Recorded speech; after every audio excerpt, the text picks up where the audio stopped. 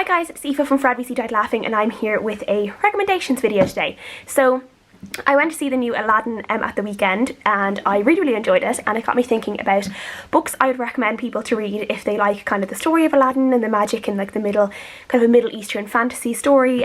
So I decided I would recommend some books that I have read over the past few years that might suit people who also like the live action Aladdin or the Disney Aladdin, whichever Aladdin. So the first book I'm going to mention is a book I only read last week, and that is City of Brass, or The City of Brass by S.A. Chakraborty. This is a historical fantasy novel. It is an adult novel. I thought it was a YA, but it's not, it's adult.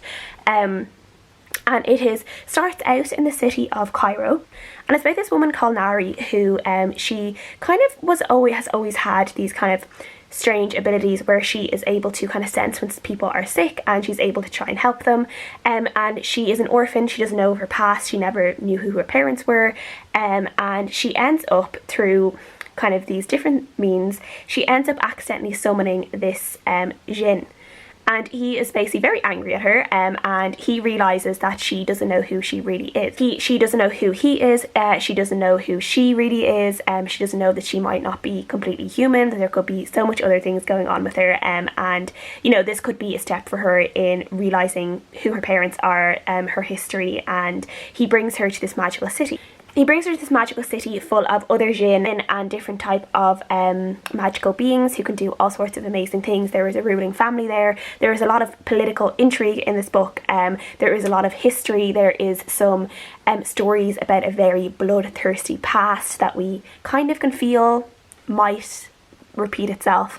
And basically Nari has to just kind of pretty much decide what she wants to do. Is this a place she wants to stay? Is she ready to kind of really accept her abilities and really learn how to use them? It's just a lot of depth in this book. There is a lot going on in it. It is one that you kind of need to take your time with, I think, because there's a lot of different names for different things. There is a lot of different type of abilities. There is a lot of, as I said, there's a lot of history in this book, and a lot of it is based, the author S.A. Chakraborty based a lot of this on real kind of tales and legends around the jinn and around jinn being harnessed by humans, and the whole kind of myth around, you know, a genie and its 3 wishes, so this is kind of based on a lot of real folklore that is out there, which is really interesting. So I think people who like the world of Aladdin and the world of genies might really like this world as well. Another book I want to recommend is one of my favourite YA trilogies in a while, and it's Rebel of the Sands by Alwyn Hamilton. This is set in a Middle Eastern world with also kind of a Western twist, because we do have a character who is a really good sharpshooter.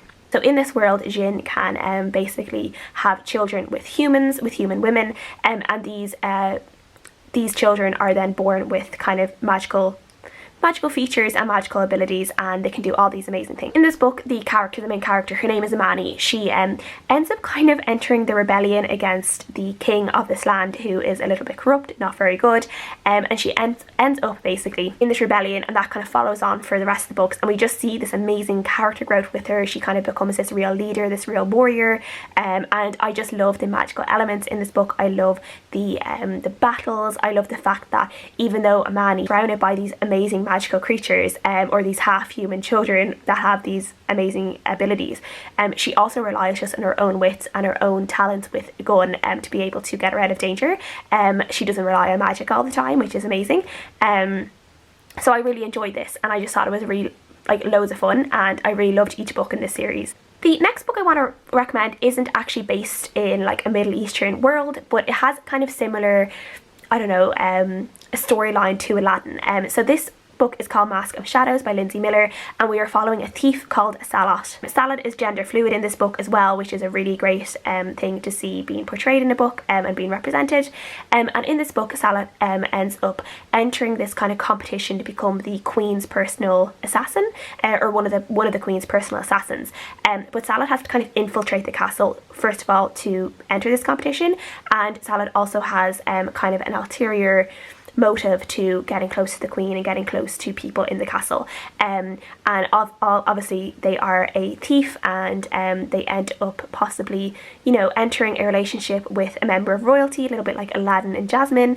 And it's just a lot of fun. There is a lot of kind of magic and intrigue and a bit of danger in it. And I do actually really need to read the next book in this series, because I really enjoyed Mask of Shadows. I really enjoyed how it ended, and yeah, I really need to continue on with the story. The next book I want to talk about is The 12 Kings in Sharakai by Bradley P. Bolu. This is a book set in very much a Middle Eastern inspired city, and it is about this city that is ruled by these 12 different kings, and these 12 kings seem to be like, they're immortal, they're almost like godlike. They can't seem to be killed, and they have these kind of beasts that tend to, I think it's like once a year or once every few months or something, they basically are out in the street and they can kill anyone, or there's people chosen to die, and for some reason. And we are following this character called Kada, who is set on a mission of revenge for a family member against the 12 kings in Sharakai, and she is determined to find a way to kill them. And through these different means, she ends up kind of infiltrating the Blade Maidens, which are these kind of form of warriors that the 12 kings have to protect them. And she ends up kind of infiltrating them and starts training to be one of them, and becomes closer to the kings and closer to finding out a way to kill all of them, and to get her revenge. And this is just a very action-packed, fun novel, really good for people who like high fantasy, and it's set in a Middle Eastern land as well. And yeah. Next book I'm going to recommend is actually kind of a funny one for people who might have been watching my channel for a while, because this book is actually one that I personally didn't really enjoy, but I'm still going to recommend it because I think people who enjoy Middle Eastern fantasy will, you know, they might want to pick this one up if that's what they enjoy, and that is The Wrath and Dawn by Renee Ahdieh. This is kind of this is kind of based upon, is it 1001 Nights, and it's about this girl who marries this king, and this king is kind of famous for marrying a different girl every day, and by dawn his new bride is always found dead, and this girl has set herself to be the next bride of the king, out of revenge, because her best friend was one of his brides and did end up dead, and she's determined that she is going to kill the king, and she basically just has to stay alive long enough to do so. So she starts kind of seducing the king with these stories. So by the time the morning comes, he's not ready to kill her yet. He wants to find out more about the story, and loads of different things happen. There is a lot there, as well as there's like this rebellion brewing in this land. There is a lot more to the king than we think there is at first. And then this kind of tentative romance starts building up as well. So there's a lot of like magical elements in this book. There is this 1001 Nights kind of theme to it as well. So there's a lot of things that people who love the story of Aladdin will love about this book as well. So that is why I am recommending. And that is all the books I'm going to recommend for this video. Please let me know if you guys have read any, if you guys have any suggestions for me as well for Middle Eastern fantasy, because I would love to know. And I will see you guys again next time. Bye!